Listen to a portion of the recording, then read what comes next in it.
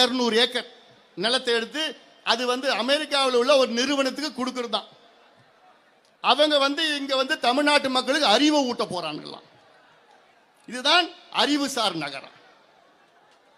யாருக்கியா வேணும் இதெல்லாம்? நீ இதை எடுத்து நடத்து.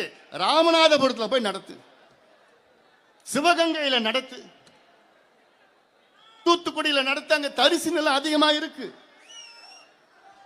எங்க மண்ணில எங்க பூமியில உணவளிக்கின்ற அந்த மண்ணை அழித்து எங்களுக்கு தேவை கிடையாதியா? எங்களுக்கு தேவையில்லை.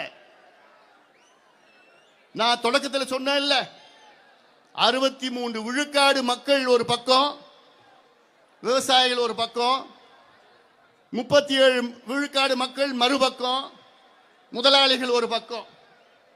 திமுக அரசு இந்த 37 விழுக்காட்டில் உள்ள முதலாளிகள் பக்கம் இருக்கிறது. பாட்டாளி மக்கள் கட்சி இந்த 63 விழுக்காடு உழவர்கள் பக்கம் இருக்கிறது.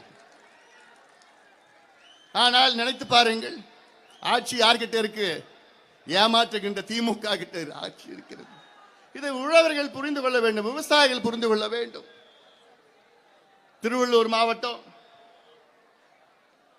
அங்கே கொசஸ்தலை ஆத்துல ஆந்திராவிலே தடுப்பணை கட்டுகின்ற திட்டம் இருந்தது. அதை போராட்டம் மூலமாக நாங்கள் தடுத்திருக்கின்றோம், நிறுத்தியிருக்கின்றோம் அந்த திட்டத்தை. செங்கல்பட்டு மாவட்டம், காஞ்சிபுரம் மாவட்டம், அங்கே ஒரு துணை நகரம் வரும் என்று அறிவித்தார்கள் திமுக முந்தைய ஆட்சியில். தன்னந்தனியா ஒருவர் அவரை தடுத்து நிறுத்தி 50,000 ஏக்கர் விளைநிலங்களை காப்பாற்றியது எங்களுடைய மருத்துவர் ஐயா அவர்கள் தானே.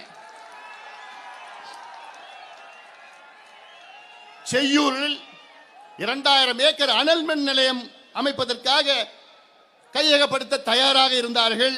ஆனால் அதையும் தடுத்து நிறுத்தியது பாட்டாளி மக்கள் கட்சியும் மருத்துவர் ஐயாவும் தான். ஸ்ரீபெரும்புத்தூரிலே 7000 ஏக்கரிலே ஒரு விமான நிலையம் வர இருந்தது. அதையும் போராட்டம் நடத்தின. ஆனால் இப்பொழுது பரந்தூரிலே வந்திருக்கிறது. பரந்தூரில் கூட விமான நிலையம் வரக்கூடாது. திருப்போரூர் பகுதியில் 5000 ஏக்கர் உப்பளம் நிலம் இருக்கிறது. அங்கே இந்த விமான நிலையம் அங்கே தான் வர வேண்டும். காரணம், திருப்போரூருக்கும் இப்ப இருக்கின்ற விமான நிலையத்திற்கும் இணைப்பு கிட்டத்தட்ட ஒரு 10-15 கிலோமீட்டர் தான். அந்த இணைச்சா அது சிறப்பாக இருக்கும். அதை விட்டு 5000 ஏக்கர் விளைநிலங்களை கையகப்படுத்தி சென்னையிலிருந்து 80-90 கிலோமீட்டர் தூரத்தில் ஒரு விமான நிலையம் என்றால் அது வெற்றி பெறாது அந்த விமான நிலையம். ஏன்பா ஏன்? ஏய், அமைதியாரே உட்காருங்க, இடைஞ்சல் பண்ணாத, இடைஞ்சல் பண்ணாத. அடுத்தது வேலூர் மாவட்டம். வேலூர் மாவட்டம் என்றால் தோல் பதனிடும் தொழிற்சாலைகள் நிறைந்த மாவட்டம். The most black district of India என்று பெயர் பெற்றது வேலூரில். அந்த மாவட்டத்தில் ஐயா அவர்கள் 1995 பாலாற்றை காப்போம் என்று ஒரு நீண்ட பயணம், 3 நாள் சைக்கிள் பயணம் நடத்தினார்கள். அதன் பிறகு எத்தனையோ போராட்டங்கள் நடத்தி உச்ச நீதிமன்றம் சென்று இந்த தோல் 10 தொழிற்சாலைகளை மூடியது பாட்டாளி மக்கள் கட்சி. எத்தனை பேருக்கு தெரியும்? அதே போன்று வேலூர் மாவட்டத்தில் பாலாற்றையும் தென்பெண்ணை ஆற்றையும் இணைக்க வேண்டும் என்று எத்தனையோ போராட்டங்கள் நடத்தி வருகின்றோம். ஆனால் அந்த மாவட்டத்தில் தான் அமைச்சர் இருக்கிறார், நீர்வளத்துறை அமைச்சர் இருக்கிறார். அவரை கேட்டா அப்படின்னு சொல்றாரு. அப்படின்னு அர்த்தம், நிறைய அர்த்தம் இருக்குது அதுல. அதே போன்று திருவண்ணாமலை மாவட்டத்தில் நந்தன் கால்வாய் திட்டம், இந்த நந்தன் கால்வாய் திட்டம் அமைக்க வேண்டும் என்று 45 ஆண்டு கால மக்களுடைய கோரிக்கை, 45 ஆண்டு கால கோரிக்கை. இந்த கோரிக்கையை ஒவ்வொருவரும் ஆட்சிக்கு வந்து நந்தன் கால்வாய், நந்தன் கால்வாய், நந்தன் கால்வாய் என்று சொல்லிக் கொண்டிருப்பார்கள். ஆனால் ஒருவரும் அதை நடத்தியது கிடையாது, அமைத்தது கிடையாது. திருவண்ணாமலை மாவட்டத்தில் செய்யார் பகுதியில், மேல்மா பகுதியில் சிப்காட் நிலத்தை சிப்காட் உருவாக்குவதற்காக 3500 ஏக்கர் விளைநிலங்களை கையகப்படுத்த திட்டமிட்டிருக்கின்றார்கள். அதை தடுத்து நிறுத்தியது பாட்டாளி மக்கள் கட்சி. அங்க இருக்கின்ற உழவர்கள் நீண்ட காலமாக போராட்டம் நடத்தினார்கள். நீண்ட போராட்டம் நடத்தின அந்த போராட்டத்திற்கு முழு ஆதரவு நாம் கொடுத்தோம். உலகத்தில் எத்தனையோ கொடுங்கோல் ஆட்சியை நம்ம பார்த்திருக்கிறோம்.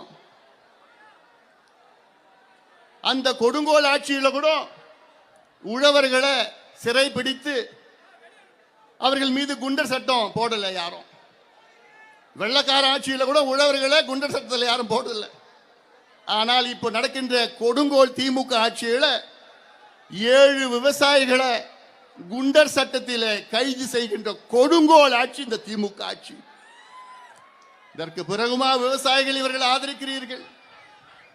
குண்டர் சட்டம் நினைத்து பாருங்கள். குண்டர் சட்டம், இந்த குண்டர் சட்டம் யாரை போடுவாங்க ஜெயில? கொலைகாரன், கொள்ளக்காரன், கஞ்சா விற்கிறவன், கள்ளச்சாராயம் விற்கிறவன், இவங்க தான் குண்டர் சட்டத்தில் போடுவாங்க.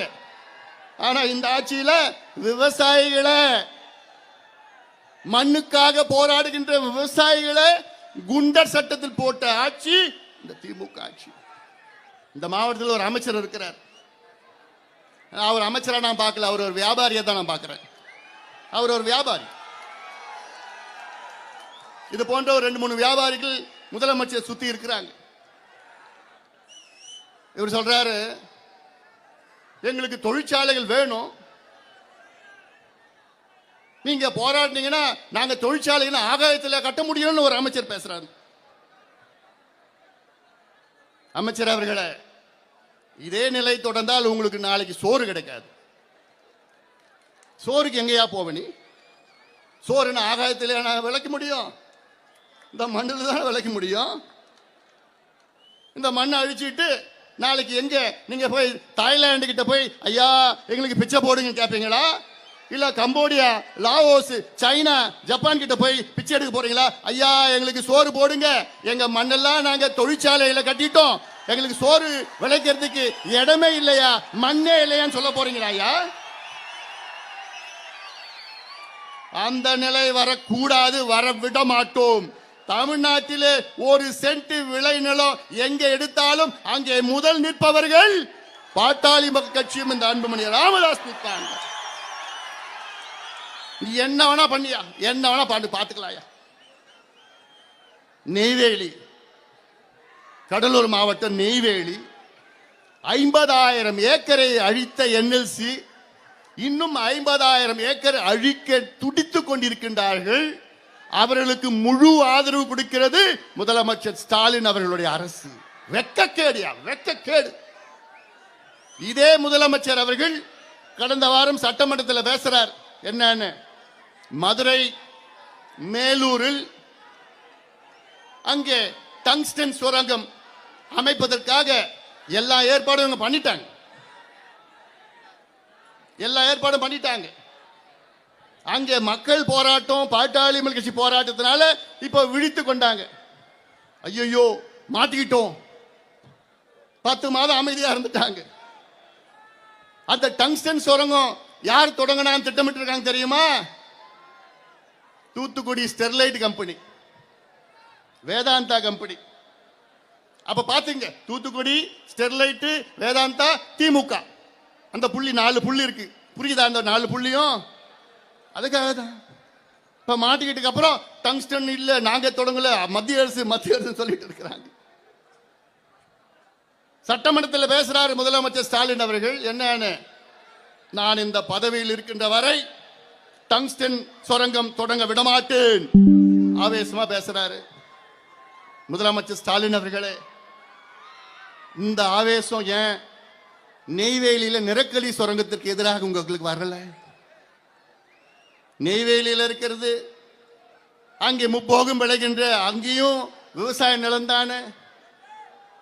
அங்கே மேலூர்ல 5000 ஏக்கர், கடலூர்ல 50,000 ஏக்கர் 50,000 ஏக்கர் விளை நிலம் முப்போகம் அப்படி செழுமையா இருக்குதாங்க.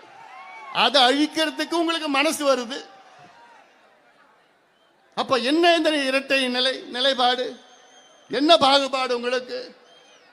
கடலூர் மக்கள் தான் பாவம் பண்ணிட்டாங்க, மதுரை மக்கள் என்ன? நிச்சயமா டங்ஸ்டன் சுரங்கம் வரக்கூடாது, அங்க வர விட மாட்டோம்.